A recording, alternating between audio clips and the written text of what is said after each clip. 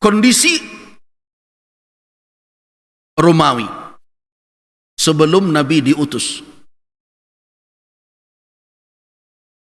Dan ingat, Romawi atau Rom itu muncul di dalam Al-Quranul Karim, bahkan ada salah satu surat yang dinamai dengan bangsa Rom, Suratul Rom. Di 3/4 dari Eropa itu di dalam wilayah mereka, dalam kekuasaan mereka. Bagaimana kondisi mereka? Negeri yang ibu kotanya Bizantium, yang sekarang kita kenal dengan Istanbul.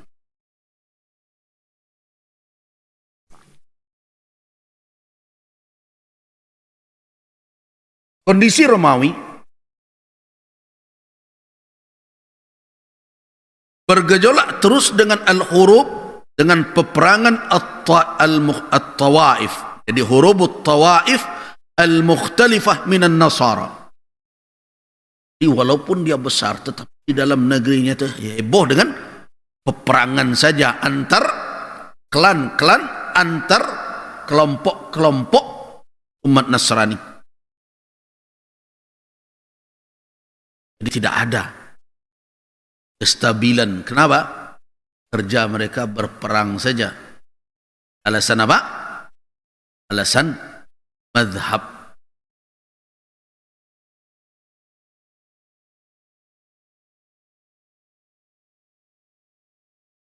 Makanya Bapak dan Ibu-ibu, saya tidak dorong, tidak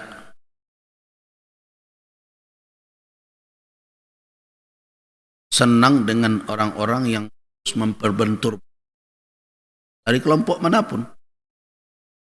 Umat hanya dalam masalah furu'. Bagi yang berpendapat ada suatu amalan bagi dia bid'ah, ya sudah, jangan amalkan. Selesai.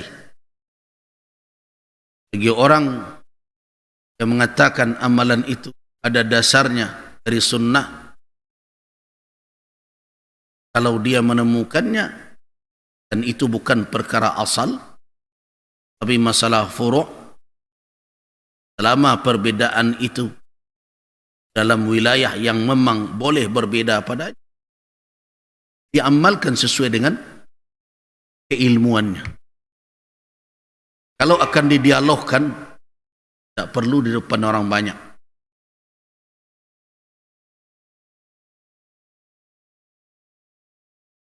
Mana dialog keilmuan seperti dalam ruang khusus yang dihadiri oleh orang-orang yang memiliki ilmu orangnya. Orang kan banyak sekarang, orang ramai-ramai situ, ini bid'ah, itu kelompok yang satu.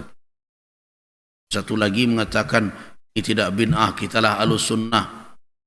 Yang bid'ah itu adalah kelompok Wahabi. Jadi ini saling memperhadap-hadapkan umat.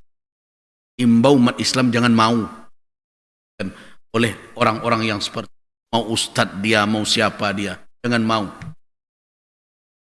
Kita tidak akan menjadi orang yang diadu domba.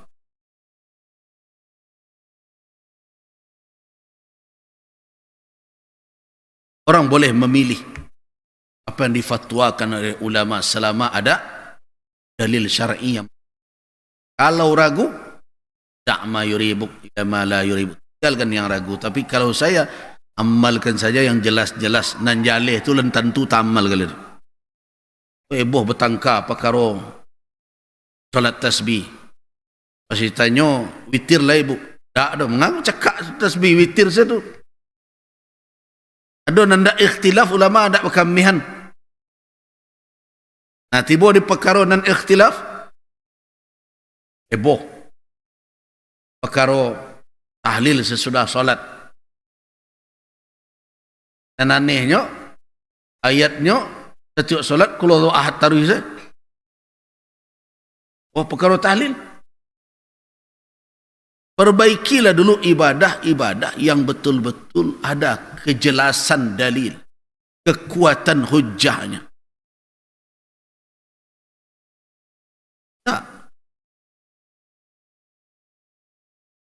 dengan perkara apa? Bacakan ayat Al-Quran, dihadiahkan kepada si mayat. Tanya, sana lah meninggal. Pak lai duit je. Lai, Pak tu lai bagi APT. Karena sini. Mana ni duit tu? Ni duit dah kamen nama mati kirim ayat tadi. Heboh dalam perkara yang ikhtilaf. Ini dalam, kalau bagi makan, menyenangkan, berbuat baik kepada orang tua yang masih hidup, ada tak berbeza pendapat orang? Hebohnya kalau lah mati. Hidup ya. Ambil saya sambal agak banyak kan ibu lalang tu. Mana orang? Hobi betul ya. Karena itu saya mengimbau kepada para, pakailah bahasa-bahasa yang tidak merengkah kebersamaan. Ya, boleh. Kalau ada yang mengatakan, saya tidak melarang orang mengkaji tentang, silahkan. Kalau menurut dia temukan ini adalah amalan yang tidak ada dasarnya, bid'ah, ya silahkan. Kalau ada yang tidak setuju dengan itu, kemukakan pula dalilnya. Ini tidak bid'ah, ini alasan-alasan. Nah, tapi umat tidak boleh di kotak-kotak. Ini kelompok ini, kelompok ini, kelompok ini, tak kelompok kita. Kadang dengar pula, kenapa tidak mau di sini? Dia, kita enggak bisa gabung dengan, kenapa tidak sekufu? Kan sekufu itu perkara nikahnya tu. Ke sekufu lah urusan mengaji. Lalu sahabat tidak ada memilih-milih. Orang yang baru masuk Islam boleh duduk di hadapan, di dekat orang yang as-sabiqun al-awwalun. Apalagi sampai diajar berani. Yang saya lihat sekarang ni baru yang buruk dari kajian-kajian. Jamaah ini lalu tajam mulutnya kepada para ulama. Nah, dia sudah merasa mengaji dengan ustaz tertentu, ustaz lain dicaci makinya karena berbeda dengan gurunya. Saya tidak izinkan. Saya tidak setuju ada jamaah yang mengaji di sini begitu perangainya. Pertama kita tanda kita belajar berilmu itu apa? Berakhlak kepada ulama. Tidak sependapat kita dengan dia karena guru kita mengajarkan begini, dia mengajarkan begitu. Tak hak kita untuk celanya. Walau bagaimanapun, keilmuan itu kan tidak sama. Silahkan belajar dengan guru kita, nyaman, ya silahkan. Tapi baru saja ada ulama yang berbeda yang kita belum tahu apakah perbedaan itu adalah perbedaan yang tidak boleh atau perbedaan yang boleh. Kan ada perbedaan itu yang dibolehkan dalam syarak. Tidak ada ilmu. Benci saja. Kau di guru awak, antah sapo nyemungkuk. Ya ustaz lain pepungguang saya. Tak tanda orang mengaji. Orang kalau mengaji itu akhlak. Karakter, melihat orang, betapapun orang itu mungkin salah. Ibu-ibu yang berhijab kadang duduk sebelah kita, wanita yang belum, ini boleh lihat matu. Karena kamu sudah neraka. Ini orang yang menjadi contoh bagaimana menarik orang dengan akhlak yang baik. Jadi kembali kita kepada Romawi tadi, apa yang terjadi antara mereka adalah peperangan. Nah, dari sisi moral, ini yang paling berbahaya. Kerajaan Romawi diisi dengan apa? Dengan kekacauan dari sisi moralitas. Antara satu sama lainnya bertolak belakang. Apa modelnya bertolak belakang itu? Kerajaan Romawi ini termasuk masyarakatnya adalah yang hobi dengan apa? Cenderung kepada religiusitas. beragaman kau tinggi. Karena itu banyak mereka jadi pendeta, banyak mereka jadi orang-orang yang mendalami kajian-kajian agama mereka. Tetapi di sisi lain, kemaksiatan menjadi-jadi. Tempat beribadah banyak, naik klub dan bar berjamuran pula. Saya kalau melihat sejarah Romawi di zaman itu, dan kita bandingkan dengan kondisi sekarang, apa tidak mirip-mirip ya? Minangkabau hati-hati nih. Kita bersorak terus bahwa kita adalah orang religius, orang Minang adalah orang yang mengamalkan adab pesan di syarak-syarak pesan di kitabullah, tapi kafe-kafe tidak ada batihnya, pergaulan tidak jalih mano pematangnya. Coba lihat itu. Nah, kondisi seperti itulah lebih kurangnya, tentu kalau di masa Romawi berlebih lagi. Mereka punya rahib-rahib, pendeta-pendeta, mereka malah sering berperang karena mempertahankan prinsip agama. Tetapi yang terjadi apa? Lacuran, perzinaan menjadi-jadi. Kenapa? Salah satu faktornya adalah ekonomi morat-marit. Korupsi menjadi-jadi. Kekayaan berada di tangan sekelompok orang, terutama orang-orang penguasa yang berada di sekitar kaisar. Itu yanglah menguasai potensi ekonomi dan kekayaan. Masyarakat hidup dalam kemiskinan. Karena itu mereka banyak yang membujang, tidak punya pasangan. Jalannya lain, berzina. Itulah kondisi Romawi. Mayoritas mereka adalah orang-orang fakir.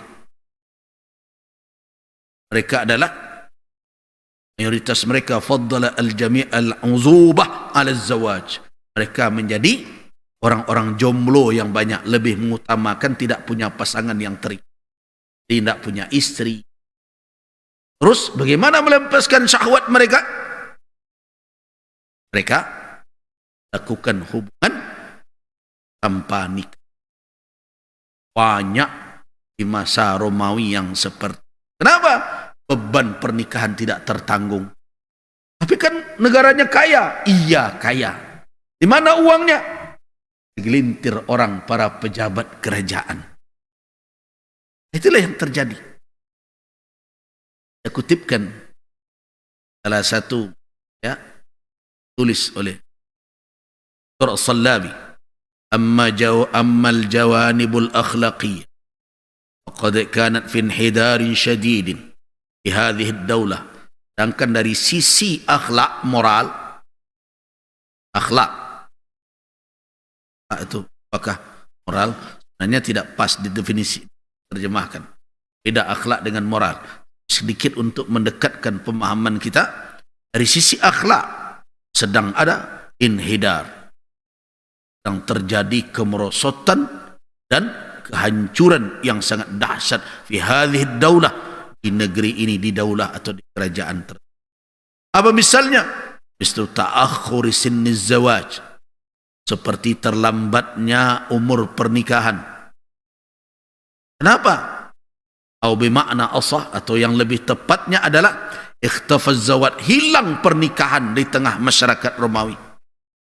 وَفَضَّلَ الْجَمِيعُ الْعُزُوبَةِ, orang banyak, hampir mayoritas mereka lebih mengutamakan menjomblo, membujang, ala zawat, menghindar dari pernikahan. lianna takalif az-zawaj. Kenapa?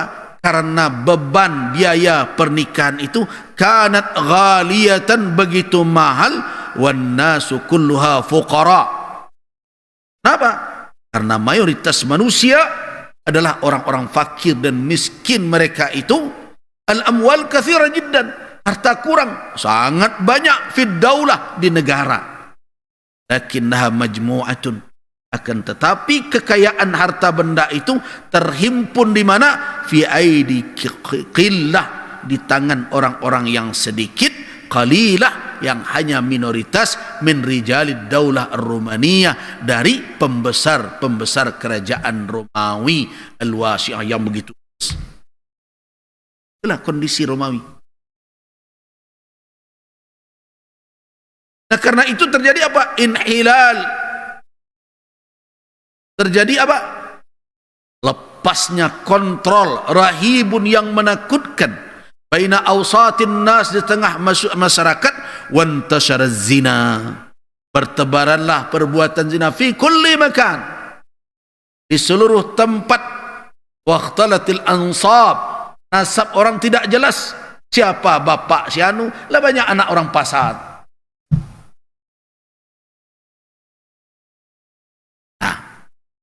Kalau ini terjadi, taklah. Nah, itulah yang kita cemaskan sekarang dengan PP 28 yang habis ditandatangani oleh Pak Presiden terhormat ini.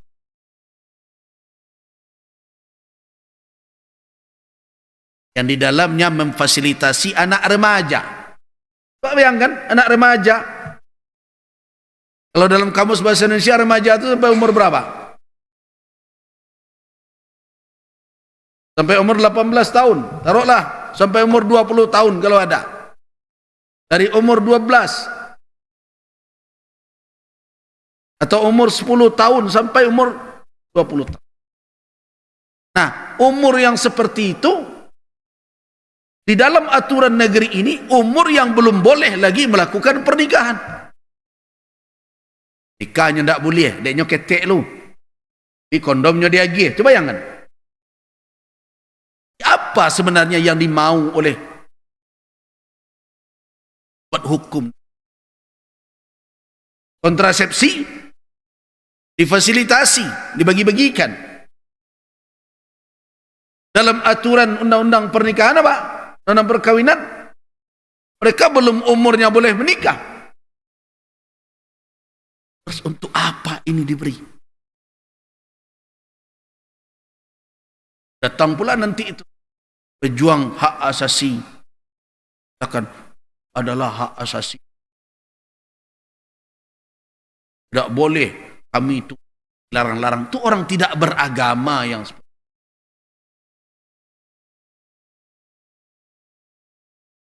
Nah, kalau sudah tidak ada batas-batas akhlak, bahkan hilangnya hukum atas perbuatan yang tidak bermoral, dan masyarakat mulai memandang itu tidak bermasalah, permisif saja, apa yang terjadi? Intasara zina. Zina akan berkembang. Akibatnya apa? Nasab akan bercampur. Tidak tahu ini anak lahir ini siapa bapaknya ini. Perzinaan di mana-mana. Nah, begitu juga sogok menyogok. Wa asbahatir riswa aslam fit ta'amul ma'a mawazzifid daulah. Sogok menyogok menjadi apa? Menjadi suatu hal yang biasa. Bahkan boleh dikatakan menjadi suatu yang diandalkan kalau sudah berhubungan atau berinteraksi dengan pegawai negeri, dengan pegawai kerajaan, dengan para pejabat. Apa dahulu yang dilakukan?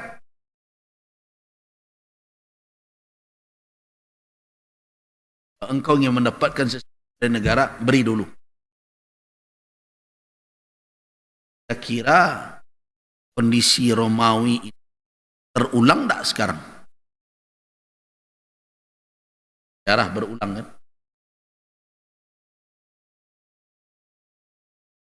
Dari sejarah.